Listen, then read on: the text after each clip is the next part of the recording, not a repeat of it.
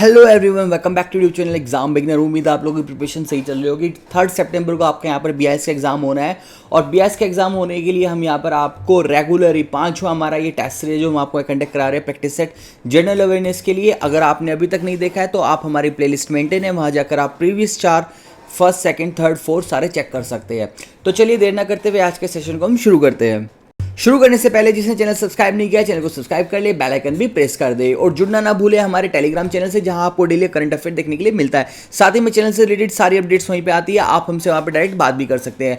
आप विजिट कर सकते हैं हमारे यहाँ पर exambeginner.com को, वहाँ पर आपको सारे कोर्सेज और सारी हमारे इस समय जो भी क्लासेस है वो सारी अवेलेबिलिटी वहाँ पे पता लग जाएगी। साथ ही में चाहे तो आप हमारे प्ले स्टोर से एप्लीकेशन भी इंस्टॉल कर सकते हैं जो कि एग्जाम बिगिनर के नाम से, इजीली आप उसको प्ले स्टोर पर सर्च करके इंस्टॉल कर सकते हैं। वहाँ पर भी आपको हमारे सारे कोर्सेज और एग्जाम से रिलेटेड सारी अपडेट्स मिलती रहेगी। तो चलिए देर ना करते हुए आज के सेशन को शुरू करते हैं। तो चलिए शुरू करते हैं आज के पहले क्वेश्चन को देर ना करते हुए। यहाँ पर हमारा पहला क्वेश्चन है, which country will chair the next BRICS summit 2023, यानी ब्रिक्स शिखर सम्मेलन जो कि 2023 में होना है उसकी अध्यक्षता कौन करने वाला है, यहां पर यह पूछा गया है। तो देखिए, आपको अगर ब्रिक्स के बारे में मालूम हो तो ब्रिक्स क्या होता है, बेसिकली आपका ब्राजील, रूस, भारत, चीन और दक्षिण अफ्रीका का मिला हुआ आपस में एक संगठन है जिसका नाम यहाँ पे ब्रिक्स रखा हुआ है। मैं एक बार फिर रिपीट करता हूँ, ब्राजील, रूस, भारत, चीन और आपका दक्षिण अफ्रीका, इन सब के साथ मिला हुआ एक संगठन है जिसका नाम यहाँ पे ब्रिक्स रखा हुआ है। और इसकी हर सालाना यहाँ पर इसका सम्मेलन होता है। 2023 में जो इसकी अध्यक्षता होनी है वो आपकी यहाँ पर होनी है दक्षिण अफ्रीका में। कहाँ पर होनी है? दक्षिण अफ्रीका में। ऑप्शन नंबर आपका क्या है यहाँ पर? ऑप्शन नंबर आपका करेक्ट जो होगा वो होगा आपका ऑप्शन नंबर सी। ये तो हो गई यहाँ पर 2023 की बात। अगर एग्जामिनर ने पूछ लिया कि यहाँ पर आपका 2022 वाला शिखर सम्मेलन कहाँ पर हुआ था, देन आप क्या बताओगे? तो वहां पर हुआ था आपका कहां पर? चाइना में। ध्यान रखना, 2022 का कहां पर हुआ था? 2022 का चाइना में हुआ था। और अगर एग्जामिनर ने पूछ लिया कि आपका 2021 में कब हुआ था, कहां पे हुआ था, तो आप वहां पर क्या बताओगे? 2021 का कहां हुआ था? भारत में हुआ था। तो ये सब चीजें आपको क्या रखनी है? याद रखनी है। सो चलिए आगे बढ़ते हैं। नेक्स्ट क्वेश्चन है हमारा यहाँ पर, the ICCI men test cricketer of the year award has been won the whom of the year 2021, यानी ICCI men's test cricket of the year का पुरस्कार 2021 में किसके द्वारा जीता गया? देखिए, यहाँ पर आप 2022 में हो और 2022 में हो तो यहाँ पर जो क्वेश्चन पूछा जा रहा है वो कब का है? 2021 का पूछा जा रहा है, 1 साल पहले पूछा रहा है। तो यहाँ से आपको आइडिया लग सकता है कि लगभग 1 साल पुराने भी यहाँ पर क्या होता है, एग्जामिनर कहीं से भी क्वेश्चन पूछ लेता है। अब बात की गई है यहाँ पर ICCI men's test cricket of the year की। तो यहाँ पर ICC men's test cricket of the year किसने जीता था 2021 का, ये पूछा गया है। तो वो जीता था आपका यहाँ पर किसने? जो रूट ने। और कौन सा ऑप्शन आपका सही होगा यहाँ पर? ऑप्शन नंबर ए करेक्ट होगा। ओके, हमारा जो थर्ड क्वेश्चन है वो देखते हैं यहाँ पर, which of the following bank has launch the lime app, यानी निम्नलिखित में से किस बैंक ने लाइम ऐप को लॉन्च किया है? लाइम ऐप काफी पॉपुलर थी, काफी न्यूज में भी थी, तो करंट अफेयर का क्वेश्चन है यहाँ पर। अब लाइम ऐप है तो अपने आप में काफी यूनिक ऐप है। यूनिक ऐप इस तरह से जैसे ये लॉन्च की गई तो ये काफी खबरों में रही, क्योंकि एक ही वजह से खबरों में रही थी, क्योंकि इस ऐप के अंदर आपको वॉलेट भी मिलता है, शॉपिंग करने के लिए भी मिलता है, पेमेंट्स करने के लिए भी मिलता है और साथ में बैंकिंग भी मिलती है। यानी इस एप्लीकेशन पे आप वहाँ पर शॉपिंग भी कर सकते हैं, जाकर आप वहाँ से एक वॉलेट भी जनरेट कर सकते हो, आप वहाँ पर पेमेंट्स भी कर सकते हो और वहाँ पर आप बैंकिंग भी कर सकते हो। जो आपका यहाँ पर वॉलेट का फैसिलिटी, आपको पेमेंट्स की फैसिलिटी और आपको यहाँ पर शॉपिंग की फैसिलिटी तो आपको बेसिकली अमेज़ोन पे भी देखने के लिए मिल जाएगी। जैसे कि अमेज़ोन पे है, अमेज़ोन वॉलेट है और अमेज़ोन का यहाँ पर शॉपिंग वेबसाइट तो इटसेल्फ वो है ही, लेकिन बैंकिंग वहाँ पे नहीं थी। तो बैंकिंग यहाँ पर लाइम एक ऐसी एप्लीकेशन है जो आपको सारी फैसिलिटी देती है। तो ये किसके द्वारा लॉन्च की गई, ये पूछा गया। तो ये लॉन्च की गई थी आपके यहाँ पर एक्सिस के द्वारा, एक्सिस बैंक के द्वारा। ऑप्शन नंबर आपका क्या करेक्ट है? ऑप्शन नंबर आपका बी करेक्ट है। चलिए नेक्स्ट क्वेश्चन देखते हैं। नेक्स्ट क्वेश्चन है, what is the rank of the Indian World Economic Forum Travel and Tourism Development Index release in May 2022, यानी मई 2022 में जारी वैश्विक आर्थिक मंच के travel and Tourism Development index में भारत का क्या स्थान है? ट्रैवल एंड टूरिज्म डेवलपमेंट का जो इंडेक्स है उसमें भारत का स्थान पूछा है, जो कि आपका यहाँ पर वर्ल्ड इकोनॉमिक फोरम का है, उसका कौन सा स्थान है ये पूछा गया है। तो वो स्थान आपका यहाँ पर 54वां स्थान। ऑप्शन नंबर क्या है आपका यहाँ पर करेक्ट? ऑप्शन नंबर आपका बी। सो आगे बढ़ते हैं, नेक्स्ट क्वेश्चन है यहाँ पर, which is the first Hindu temple to be built in the Abu Dhabi. Abu Dhabi में निर्मित किया जाने वाला सबसे पहला हिंदू मंदिर कौन सा है? करंट अफेयर से क्वेश्चन है आपका, अगर आपने एक बार न्यूज़पेपर में इधर कहीं पढ़ा हो तो श्री स्वामी नारायण मंदिर जो कि आपका आबू धाबी में सबसे पहला मंदिर वहाँ पर बनाया जा रहा है। तो आपका जो करेक्ट ऑप्शन है वो है आपका ऑप्शन नंबर यहाँ पर सी। नेक्स्ट क्वेश्चन देखते हैं, नेक्स्ट क्वेश्चन है, Orchha festival is celebrated in, यानी ओरछा जो उत्सव है वो कहाँ मनाया जाता है? आपको यहाँ पर ऑप्शन दिए हुए उत्तर प्रदेश, बिहार, हरियाणा, गुजरात, मध्य प्रदेश। देखो बच्चों, आपको यहाँ पर मैं मानता हूँ कि क्वेश्चंस की क्वालिटी बिल्कुल आपको पसंद आ रही होगी, पर अभी प्रॉब्लम ये है कि आपकी वीडियोस के पे लाइक नहीं आते आपके, और ना ही आप कमेंट में आकर बताते हैं कि आपको ये सेशन कैसा लग रहा है, क्वेश्चंस की क्वालिटी कैसी लग रही है। तो ये सब आपको यहाँ पर करना चाहिए ताकि एक स्टूडेंट अपने टीचर को सपोर्ट कर सके। तो चलिए आप अपना बिल्कुल यहाँ पर अपना छोटा सा 1 सेकंड का समय दीजिएगा क्वेश्चन से हटकर, और यहाँ पर जो लाइक बटन है उसको प्रेस कीजिएगा और कमेंट सेक्शन में आकर जरूर बताइएगा कि आपको क्वेश्चंस कैसे लग रहे हैं। तो जो यहाँ पर आपका क्वेश्चन है, ओरछा उत्सव कहाँ मनाया जाता है? तो ओरछा उत्सव मनाया जाता है आपका, अगर आपको मालूम हो, आपने अगर कहीं पढ़ा हो तो ये मध्य प्रदेश में मनाया जाता है, यानी ऑप्शन नंबर आपका ई। और मध्य प्रदेश के ये कौन से ज़िले में मनाया जाता है? मध्य प्रदेश के ये निवाड़ी ज़िले में मनाया जाता है। और सन 1600 ये ईस्वी से बनता आ रहा है यहाँ पर मध्य प्रदेश के अंदर, और इसका जो मेन मोटिव है वो यही है कि यहाँ पर जितने भी टूरिस्ट आते हैं उन सबको अट्रैक्ट करना, यानी आपके अपने टूरिज़्म को प्रमोट करना। सन 1600 ईस्वी से ही ये सब कुछ चलता आ रहा है। तो ओरछा उत्सव कहाँ मनाया जाता है? मध्य प्रदेश में मनाया जाता है। चलिए नेक्स्ट क्वेश्चन की तरफ बढ़ते हैं, निम्नलिखित में से किसने हर्षवर्धन को पराजित किया था जब उसने दक्कन में चालुक्य साम्राज्य पर आक्रमण किया? हर्षवर्धन को पराजित किया किसने, ये पूछा है। कब? जब उसने दक्कन में चालुक्य साम्राज्य पर आक्रमण किया था। तो अगर आपने यहाँ पर ये सब कुछ पढ़ा हो तो आपको याद आ जाएगा तुरंत कि ये काम जो किया था ये किया था यहाँ पर पुलकेशिन द्वितीय ने।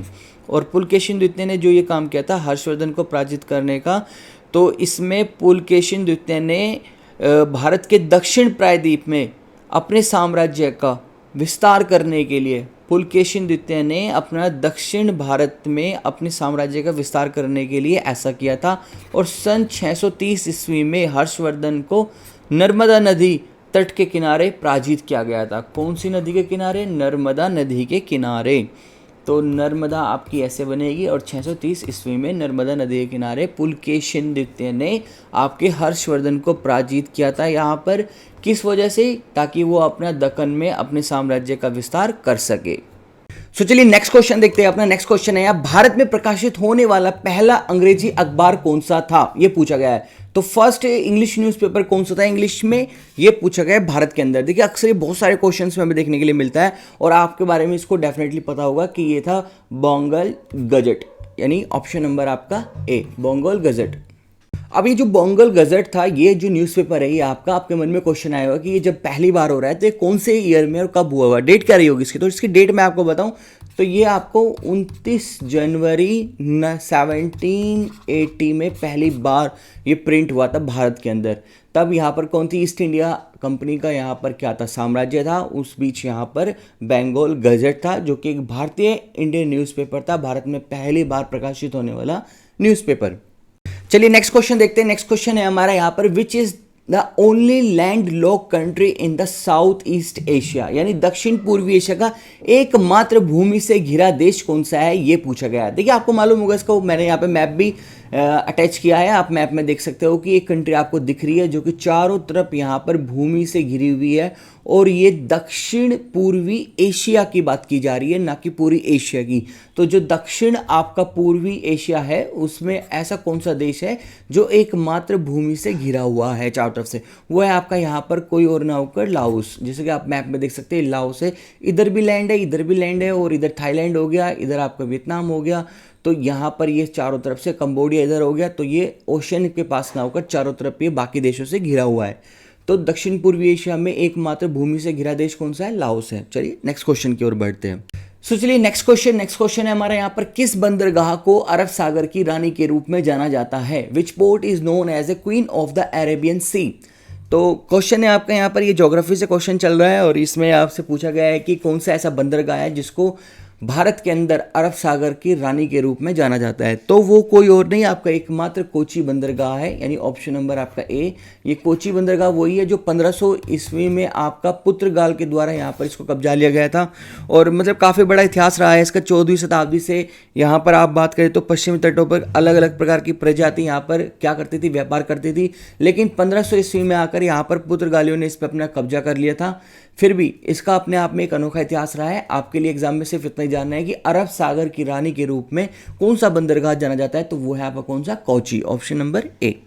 नेक्स्ट क्वेश्चन देखते हैं। नेक्स्ट क्वेश्चन जो कि आपका यहाँ पर करंट अफेयर से नजर आ रहा है, कोपल टॉय क्लस्टर, ये एक आगामी परियोजना है भारत सरकार की, एक बड़ा प्रोजेक्ट है। भारत का पहला खिलौना निर्माण क्लस्टर किस राज्य में स्थित होगा?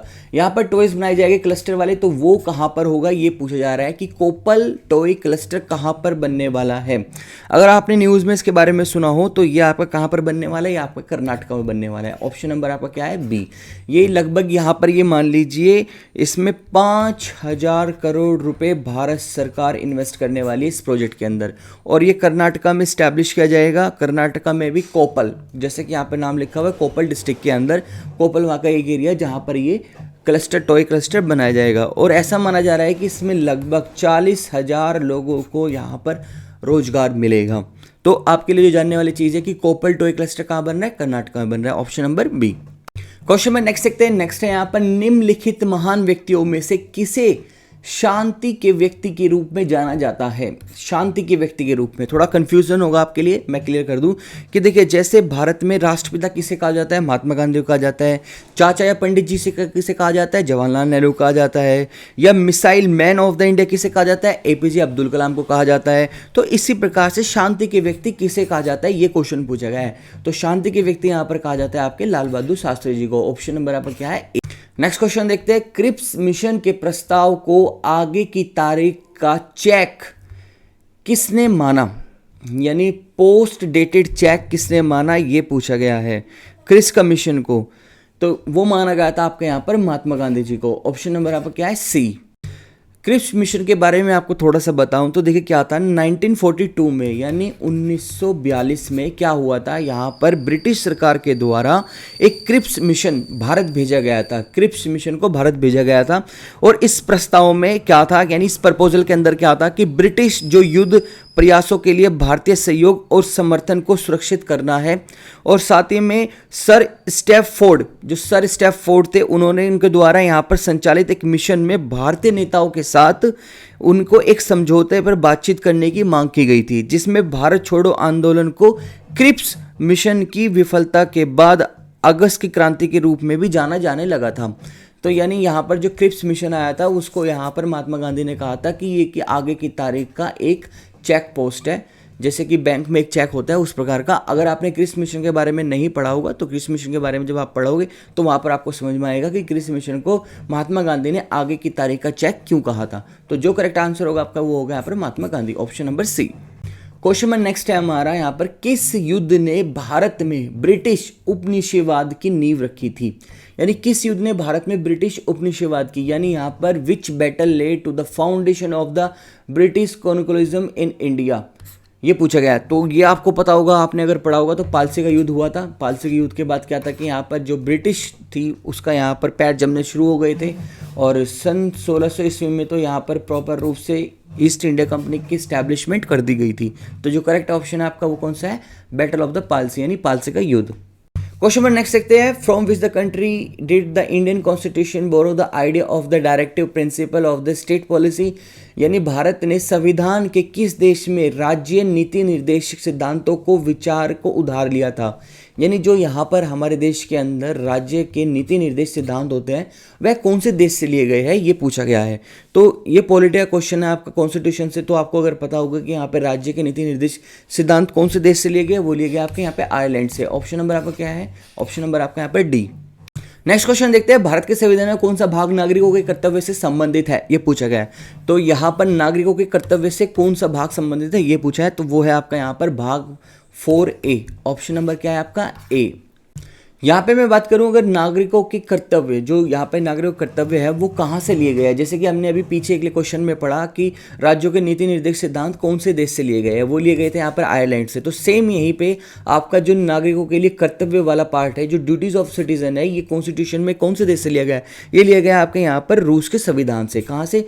रूस के संविधान से, रूस से, ये रूस से लिया गया है, रूस के कॉन्स्टिट्यूशन से ये कॉपी किया गया है। तो जो करेक्ट ऑप्शन है वो आपका यहाँ पर है भाग 4A। क्वेश्चन नंबर नेक्स्ट देखते हैं। नेक्स्ट है यहाँ पर 15वें वित्त आयोग के सचिव के रूप में किसे नियुक्त किया गया?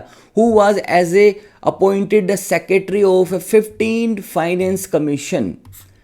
कौन, किसको किया गया? अगर मैं आपको यहाँ पर एक बात बताऊं कि आपके यहाँ पर जो सचिव की बात की जा रही है यहाँ पर, तो इस क्वेश्चन में कि सचिव किसे नियुक्त किया गया है, लेकिन अगर मैं आपको यहाँ पर बताऊं कि इसके अध्यक्ष कौन है, 15वें वित्त आयोग के अध्यक्ष कौन से हैं, तो अध्यक्ष आपके यहाँ पर ANK सिंह। तो NK सिंह जो है यहाँ पर वो आपके कौन है, वो आपके यहाँ पर अध्यक्ष है। लेकिन जब क्वेश्चन में पूछा जा रहा है कि यहाँ पर सचिव के रूप में किसे नियुक्त किया गया है, तो सचिव के रूप में जो जिसे नियुक्त किया गया है वो है आपके यहाँ पर अरविंद मेहता। अरविंद मेहता को, यानी आपका ऑप्शन नंबर क्या, डी, ऑप्शन नंबर डी आपका यहाँ पे करेक्ट है कि आपके यहाँ पर जो सेक्रेटरी है ऑफ द 15 फाइनेंस कमीशन की, वो कौन है आपके यहाँ पर, अरविंद मेहता है। और NK सिंह कौन है यहाँ पर, आपके अध्यक्ष है। नेक्स्ट क्वेश्चन है हमारा, निम्नलिखित में से कौन नाफ्टा से संबंधित नहीं है? NAFTA, who is not associated with NAFTA. अब बात आती है कि नाफ्टा क्या है। नाफ्टा अगर आपने पढ़ा होगा तो सही है, अगर आपने नहीं पढ़ा होगा तो नाफ्टा क्या है? नाफ्टा एक तरह से यहाँ पर ये उत्तरी अमेरिका, कनाडा और मैक्सिको के साथ व्यापार को लेकर किया हुआ एक समझौता है कि इसमें अमेरिका और मैक्सिको और कनाडा के बीच हुआ ये एक समझौता है। तो अब आप आंसर समझ गए होंगे यहाँ पर क्या है कि अमेरिका यहाँ पे दिया हुआ है, मैक्सिको दिया है, कनाडा दिया है, लेकिन कौन दिया है? ग्रेट ब्रिटेन, जिसका इससे कोई मतलब नहीं है, और यही हमें बताना था। तो हमारा आंसर क्या है यहाँ पर? Great Britain, option number A। Exam में ना क्वेश्चन कहीं से भी आ सकता है, जैसे कि आप देख पा रहे हो, आपका यहाँ पर पॉलिटिक्स से भी है, हिस्ट्री से भी है, आपका यहाँ पर इकोनॉमिक्स से भी है, आपका जनरल नॉलेज से भी है, आपका यहाँ पर स्टैटिक्स से भी है, करंट अफेयर से भी है। तो सब तरह के क्वेश्चन मैंने यहाँ पर इस सेट में लेने की कोशिश की है ताकि एक आपकी अच्छी से अच्छी प्रैक्टिस हो सके। बस आप मेरे फेवर में एक काम कर दीजिए, इस वीडियो को ज़्यादा से ज़्यादा शेयर कर दीजिए और इस वीडियो को लाइक कर दीजिए। चलिए बढ़ते हैं हम अपने नेक्स्ट क्वेश्चन की ओर। क्वेश्चन में नेक्स्ट देखते हैं, भारत के संदर्भ में green box, blue box, amber box हाल ही में चर्चा में रहा, वे क्या है? देखिए, ग्रीन बॉक्स, ब्लू बॉक्स और amber box has been a news recently, what they are. तो अब ये आपको थोड़ा सा गूगल करना होगा, मालूम मेरे को भी है लेकिन काफ़ी डिटेल में है। लेकिन मैं आपको सबसे पहले इसका आंसर बताऊं, थोड़ा सा हिंट देता हूं आपको यहाँ पर कि जो इसका आंसर है वो है WTO। WTO द्वारा अनुमित सब्सिडी की श्रेणी। WTO जो कि आपका वर्ल्ड ट्रेड ऑर्गेनाइजेशन है, यानी जो विश्व व्यापार संगठन है WTO, उसने यहाँ पर 3 तरह की श्रेणी बनाई है, 3 तरह की अलग अलग श्रेणी बनाई है, जिसको उसने नाम दिया है यहाँ पर ग्रीन बॉक्स, ब्लू बॉक्स और एम्बर बॉक्स। अब इन तीनों श्रेणी की जो पॉलिसीज़ है वो हर देश पे अलग अलग है, बेनिफिट अलग अलग है। लेकिन जब इसकी पॉलिसी और इसके बेनिफिट की हम इंडिया के अंदर बात करेंगे तो यहाँ पर भी ये बिल्कुल अलग हो जाती है बाकी देशों से।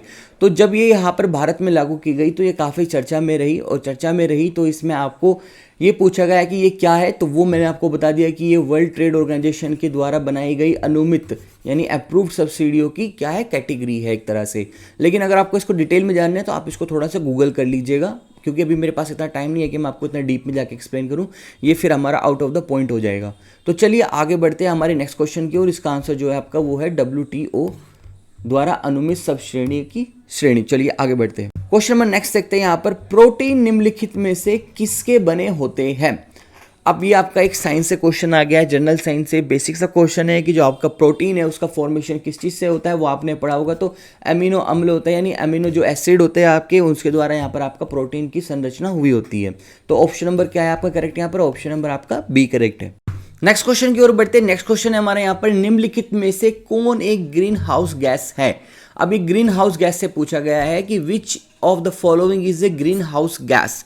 ग्रीन हाउस गैस के बारे में अगर आपने पढ़ा होगा तो क्या होता है कि ये हमारे एटमॉस्फेयर में जाकर इकट्ठा हो जाती है हमारी अर्थ से, और वहाँ पर एक तरह का ये मान लीजिए एक लेयर जनरेट करती है ताकि वो हमारे एटमॉस्फेयर के लिए फ़ायदेमंद हो सके, हमारे जीवन शैली के लिए फ़ायदेमंद हो सके। एटमॉस्फेयर में यहाँ धरातल से यानी आपके लैंडस्केप से कुछ गैसें निकलती है जो ऊपर जाकर ओजोन की लेयर के नीचे जाकर वो इकट्ठा हो जाती है, एक बहुत बड़ी लेयर बन जाती है ओजोन के बाद। तो उसमें क्या होता है कि वो हीट को थोड़ा एब्जॉर्ब करती है, एटमॉस्फेयर को थोड़ा क्लियर करती है। तो वो जो गैसें होती है वो कौन सी ग्रीन हाउस गैस है, वो किन से मिलकर बनी होती है। तो अब यहाँ पर ऑप्शन दिया हुआ है, कार्बन डाइऑक्साइड हाँ इससे भी मिलकर बनी होती है, ओजोन से भी मिलकर बनी होती है, क्लोरोफोर कार्बन CFC से भी होती है, मीथेन भी उसमें यहाँ पर आपका ग्रीन हाउस का ही एक पार्ट है। तो अब इसका जो करेक्ट आंसर होगा वो होगा उपयुक्त में से एक से अधिक, यानी more than one of the above, यानी एक से अधिक जितने भी है। हालांकि यहाँ पर मैं इसको एक तरह से सेट किया जा सकता था कि उपयुक्त सभी, तो इसका आंसर क्या हो सकता है, ऑल ऑफ द अबव। जैसे कि आपने ऑप्शन में देखा होगा ऑल ऑफ द अबव, तो यही यहाँ पे इसका करेक्ट आंसर होगा कि कार्बन डाइऑक्साइड भी, ओजोन भी है, क्लोरोफ्लोर भी है और मीथेन भी है। सो ये था आज का हमारा BS प्रैक्टिस सेट 4, जिसमें अगर आपको कोई भी डाउट होगा तो आप मुझे कांटेक्ट कर सकते हो नीचे हमारे कमेंट बॉक्स में आकर या हमारे व्हाट्सएप पे आकर। अगर आपने अभी तक का चैनल को सब्सक्राइब नहीं किया है तो चैनल को भी सब्सक्राइब कर ले और वीडियो को लाइक कर दे और बाकी लोगों में भी वीडियो को शेयर कर दे। तो BIS एग्जाम से रिलेटेड कोई भी क्वेरी होगी तो आप मुझे बेझिझक मेरे व्हाट्सएप पे या कमेंट बॉक्स में आकर क्वेश्चन पूछ लेना। तो चलिए मिलता हूँ इसी तरह आपको नेक्स्ट सेशन में, तब तक के लिए